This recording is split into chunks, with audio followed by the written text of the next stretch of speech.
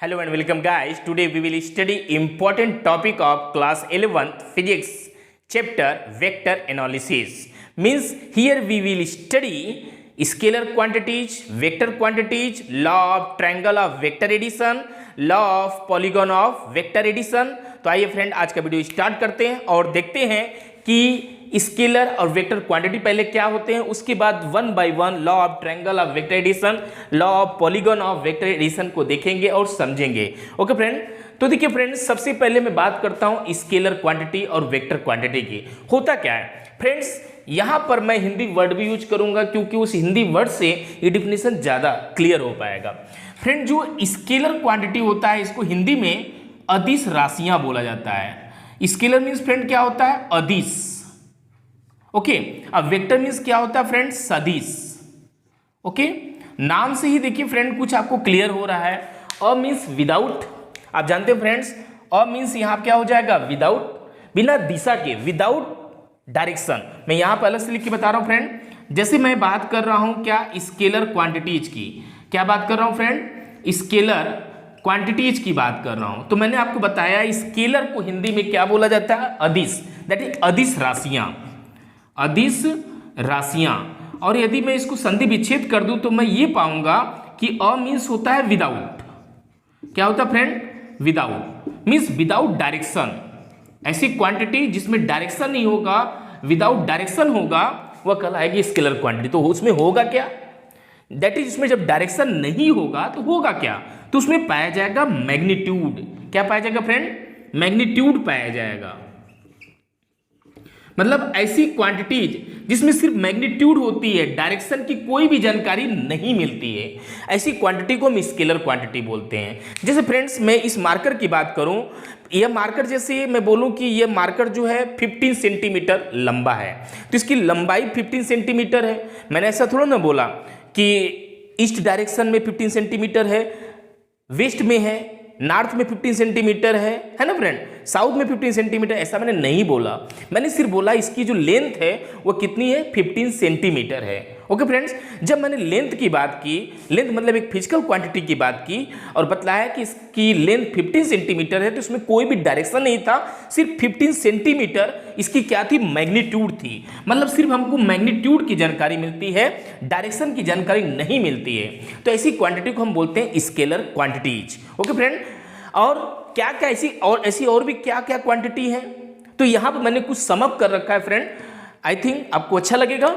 जैसे मैंने यहाँ फ्रेंड लंबाई की बात की, लेंथ की बात की, तो न केवल लेंथ, मास, वॉल्यूम, जैसे मैं बोलूँ इस मार्कर का जो मास है वह 5 ग्राम है, 10 ग्राम है, 20 ग्राम है, कुछ भी बोल दीजिए। ओके, मैंने मास की बात की, वेट की बात नहीं की, मैंने मास की बात की कि इसका मास 5 ग्राम है, 10 ग्राम है, समथिंग है। ओके, तो फ्रेंड्स ऐसा नहीं है कि इसका वेट ईस्ट डायरेक्शन में 10 ग्राम है, वेस्ट डायरेक्शन में, ऐसा मैंने कुछ नहीं चर्चा किया। मैंने बोला इसका जो मास है इतना ग्राम है ना फ्रेंड। तो जब सिर्फ मैग्नीट्यूड की जानकारी होती है, डायरेक्शन की कोई जानकारी नहीं होती है, नहीं मिलती है, तो ऐसी क्वांटिटी को हम स्केलर क्वांटिटी बोलते हैं। As for example length, mass, volume, density, time, temperature, work, energy, electric current, charge, resistance, potential, specific heat and speed, etcetera. ये सब क्या फ्रेंड माने जाते हैं, स्केलर क्वांटिटी माने जाते हैं। अर्थात ऐसी क्वांटिटी जिसमें डायरेक्शन की कोई भी जानकारी नहीं होती है, सिर्फ मैग्नीट्यूड की जानकारी होती है, उसको हम बोलते हैं स्केलर क्वांटिटी। उसके बाद हम फ्रेंड बात करते हैं वेक्टर क्वांटिटी की। किसकी बात करते हैं फ्रेंड, वेक्टर क्वांटिटीज की बात करते हैं। यदि हम वेक्टर क्वांटिटीज की बात करें तो जैसा मैंने आपको ऊपर ही बताया फ्रेंड कि वेक्टर मतलब सदिश राशियां, सदिश राशियां मतलब इसमें दिशा भी पाई जाएगी। सदिश मतलब विथ डायरेक्शन, ये क्या हो जाएगा फ्रेंड, विथ डायरेक्शन हो जाएगा। मतलब इसमें डायरेक्शन होगा, तो डायरेक्शन भी होगा और मैग्नीट्यूड भी होगा, इसमें दोनों बातें होंगी। डायरेक्शन भी होगा और मैग्नीट्यूड भी होगा, इसमें दोनों बातें होंगी। जैसे मैं बोलूं फ्रेंड्स कि मैंने दरवाजे पर, ऐसे बोला जाए, मैंने दरवाजे पर 50 न्यूटन का फोर्स उत्तर दिशा में लगाया, है ना, या दरवाजे पर फोर्स लगा करके अपने डायरेक्शन में खींचा, है ना फ्रेंड। तो ये क्या कहलाएगा कि जब डायरेक्शन मतलब 50 न्यूटन का फोर्स लगाया उत्तर दिशा में, पूरब दिशा में, एनी डायरेक्शन में, कहने का मतलब है फ्रेंड 50 न्यूटन वो मैग्नीट्यूड हो गया और जो डायरेक्शन हो गया वो क्या हो गया, जो मैं सॉरी क्या कहते हैं, जो डायरेक्शन की बात की, मतलब वो डायरेक्शन हो गया, मतलब इसमें दो चीज़ें पाएगी, मैग्नीट्यूड और डायरेक्शन। जैसे इस पर मैंने फोर्स 10 न्यूटन का पूरब दिशा में लगा, मैं इसको ऐसे फोर्स लगाऊंगा तो गिर के उधर चला जाएगा, तो एक निश्चित डायरेक्शन में जाएगा। तो यहाँ से मैग्नीट्यूड जो लगा रहे हैं और एक निश्चित डायरेक्शन का बोध हो रहा है। कापी किताब कुछ भी रखा, उसको मैंने टेबल रखा, उसको पकड़ के मैंने एक निश्चित डायरेक्शन में खींच दिया 10-20 न्यूटन का फोर्स लगा करके, तो ये क्या कहलाता है, वेक्टर क्वांटिटी। अर्थात ऐसी क्वांटिटियां जिसमें, ऐसी क्वांटिटीज, ऐसी फिजिकल क्वांटिटी जिसमें न केवल डायरेक्शन होता है बल्कि मैग्नीट्यूड भी होता है, उसको हम वेक्टर क्वांटिटी बोलते हैं। यहाँ पर कुछ मैंने लिस्ट अप कर रखा है फ्रेंड, उसको समझिएगा। फ्रेंड देखिए यहाँ पर जो लेंथ की बात की, लेंथ हमारा स्केलर क्वांटिटी है, और वहीं डिस्प्लेसमेंट की बात करूँ, एक निश्चित डायरेक्शन में जो चली गई दूरी है वही क्या कहलाएगा, डिस्प्लेसमेंट। और फ्रेंड यहाँ मैंने मास की बात की, मास हमारा क्या स्केलर है और वेट हमारा क्या है, वेक्टर क्वांटिटी है। उसी तरह फ्रेंड यहाँ पर स्पीड जो है, स्पीड हमारा स्केलर क्वांटिटी है और वेलोसिटी हमारा वेक्टर क्वांटिटी है। और फ्रेंड्स वेक्टर क्वांटिटी जो भी होंगे उसको दर्शाने के लिए एक एरो लगाया जाता है जिसको वेक्टर बोलते हैं। जैसे मान लीजिए मैं इस तरह से मैंने v लिख दिया, ओके, स्मॉल v लिख दिया, तो ये स्पीड हो जाएगा। लेकिन यदि इसी के ऊपर मैं इस तरह से वेक्टर लगा दूं, एरो लगा दूं, तो ये वेलोसिटी हो जाएगा, ये स्पीड हो जाएगा, तो ये वेलोसिटी हो जाएगा। उसी तरह फ्रेंड्स जैसे फोर्स है, फोर्स क्या है, आप देख रहे हैं कि वेक्टर क्वांटिटी है तो इसके ऊपर वेक्टर लगा हुआ आपको मिलेगा। ओके फ्रेंड, यहाँ पर जितनी भी क्वांटिटी, जैसे इंटेंसिटी, आप इलेक्ट्रिक फील्ड की बात करें, इसको वेक्टर इसको ई से दर्शाया जाता है, इसके ऊपर वेक्टर लगाएंगे तब पता चलेगा कि ये वेक्टर क्वांटिटी है। मतलब वेक्टर क्वांटिटी में ये वेक्टर, ये एरो लगाना अनिवार्य है।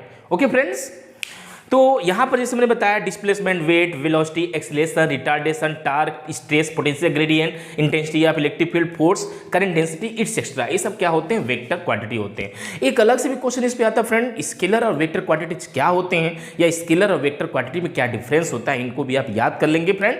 उसके बाद हम चलते हैं फ्रेंड्स, जैसे मैंने यहाँ 2 लॉ लिख रखा है, law of triangle of vector addition, मतलब वेक्टर के द्वारा वेक्टर एडिशन क्या होता है इसको हम देखेंगे, समझेंगे। ओके फ्रेंड्स, तो इसको मैं इरेज कर दे रहा हूँ फ्रेंड्स। आई थिंक ये हिंदी वर्ड आपको काफ़ी काम किया होगा। और स्केलर मतलब अदिश, बिना दिशा के, दैट मैग्नीट्यूड तो कॉमन है, मैग्नीट्यूड दोनों में पाया जा रहा है, लेकिन अदिश मतलब उसमें दिशा नहीं पाया जाएगा। और जो वेक्टर क्वांटिटी होगा उसमें दिशा भी पाई जाएगी, मतलब मैग्नीट्यूड के साथ दिशा, डायरेक्शन का भी जानकारी होगा। इस वजह से उनको क्या बोला जाता है, सदिश बोला जाता है friends.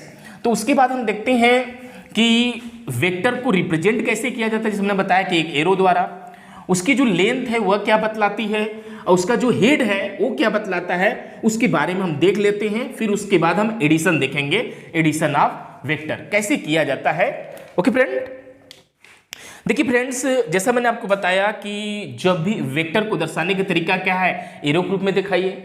Okay friend, arrow group में दिखाइए।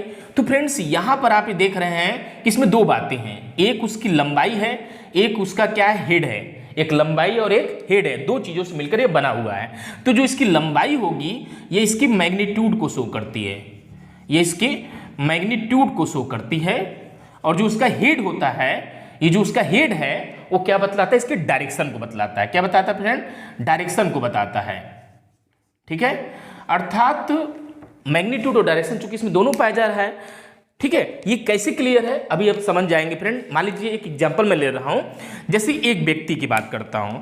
एक व्यक्ति अपने घर से, मान लीजिए उसका घर है, ओके फ्रेंड, एक व्यक्ति अपने घर से 5 किलोमीटर, डायरेक्शन आप जान रहे हैं friend, east, west, north and south. एक व्यक्ति अपने घर से 5 किलोमीटर ईस्ट डायरेक्शन में गया, पूरब दिशा में गया 5 किलोमीटर। 5 किलोमीटर यहाँ तो बना नहीं पाएंगे, तो हम एक स्केल मान लेते हैं कि 1 किलोमीटर इक्वल टू 1 सेंटीमीटर। एक स्केल हम एज्यूम कर लेते हैं। इसके बेस से मैंने बोला कि एक व्यक्ति अपने घर से, मान लीजिए उसका घर O है, एक व्यक्ति अपने घर से 5 किलोमीटर ईस्ट डायरेक्शन में गया। ईस्ट इधर पड़ रहा है तो इधर मैंने बना दिया 5 किलोमीटर, 5 किलोमीटर बना दिया, दैट इज 5 सेंटीमीटर बना दिया।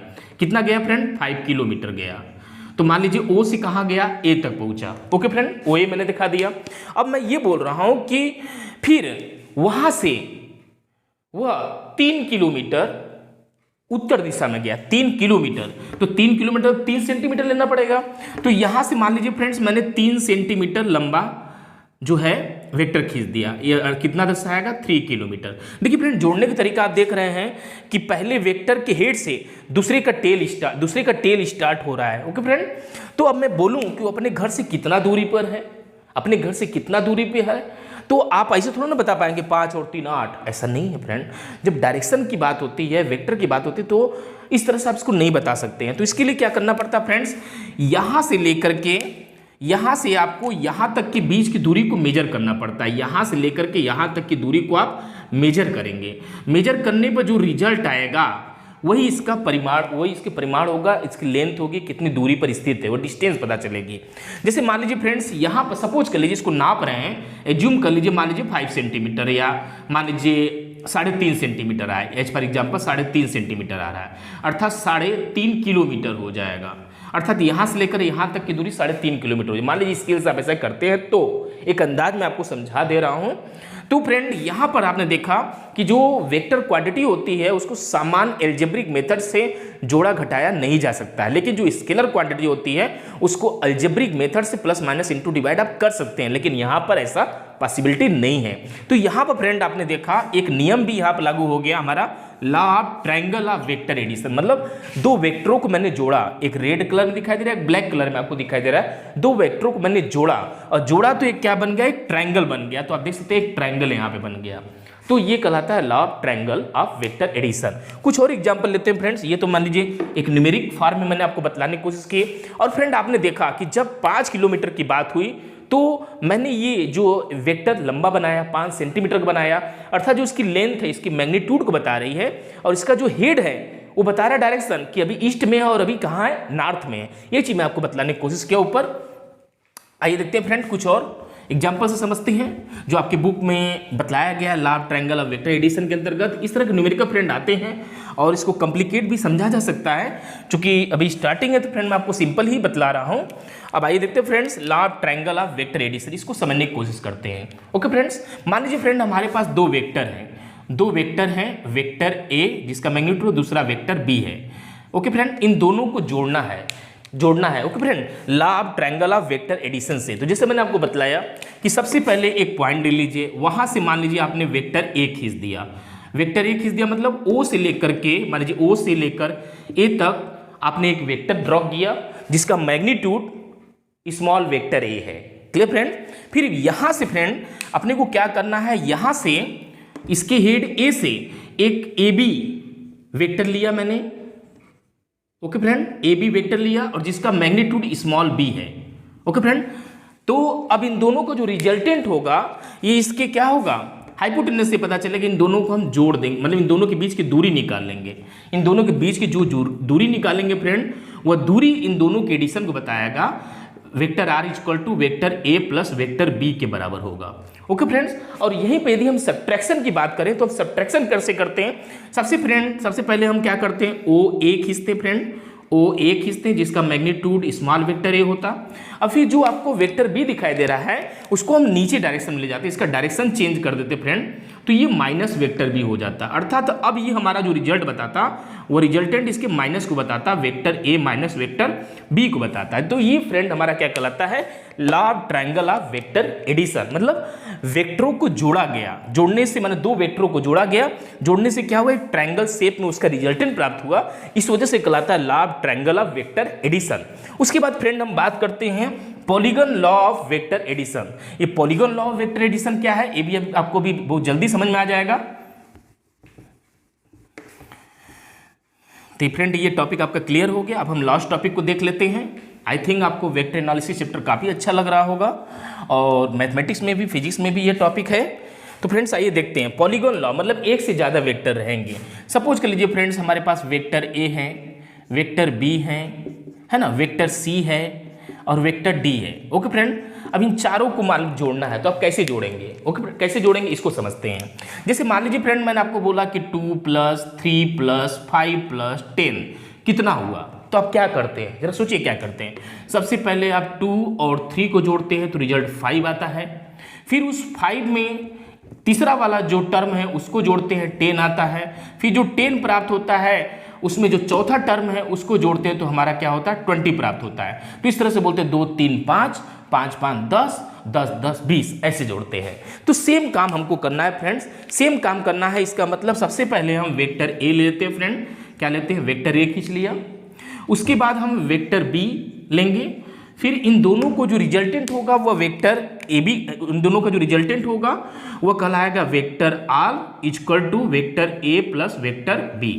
तो चूंकि फ्रेंड अभी 4 वेक्टर इसलिए मैं आर नहीं लिख रहा हूं, इसको डायरेक्टली मैं लिख दे रहा हूं vector A plus vector B, मतलब इन दोनों का एडिशन इसकी इस भुजा को नापने से मिलेगी, प्राप्त होगी। ओके फ्रेंड, तो अब हमारा आ रहा है क्या, वेक्टर सी। हम दोनों का रिजल्ट प्राप्त हो गया ये vector A plus vector B. अब हम तीसरे को जोड़ने जा रहे हैं फ्रेंड। तीसरे को जोड़ना, जैसे मान लीजिए मैंने यहाँ पर वेक्टर सी ले लिया, वेक्टर सी ले लिया, फिर यहाँ से इसको नापेंगे फ्रेंड, मेजर करेंगे तो ये हमारा कहलाएगा vector A plus vector B. चूंकि यहाँ तक का वेक्टर बी हो गया, तीसरा हमने खींचा, vector A plus vector B plus vector C हो जाएगा। ओके फ्रेंड्स, अब मान लीजिए यहाँ से अब हम एक और वेक्टर खींच लेते हैं, वेक्टर डी ले लेते हैं, वेक्टर डी लेते हैं, फिर यहाँ से यहाँ तक को हम मेजर करेंगे फ्रेंड्स, तो ये रिजल्ट हमारा कहलाएगा क्या, vector A plus vector B plus vector C. यहाँ तक का पहले सा डी वाला उसमें और जुड़ गया तो ये वेक्टर डी हो जाएगा। तो इस तरह से polygon law of vector addition आपको प्राप्त हो जाएगा। आई थिंक फ्रेंड आज का वीडियो आपको अच्छा लगा होगा, तो इसको ज़्यादा लाइक करिए, शेयर करिए, सब्सक्राइब करिए। Okay bye, thanks for watching.